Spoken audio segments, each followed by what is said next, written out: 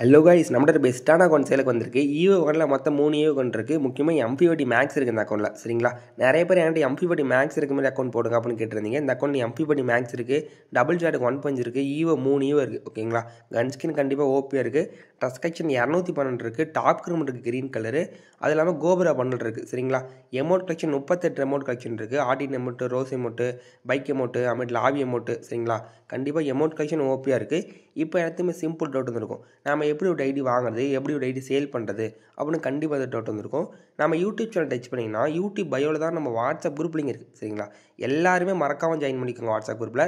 WhatsApp குரூப்பில் join பண்ண உடனே குரூப்பில் நான் மட்டும்தான் அட்மினில் இருப்பேன்.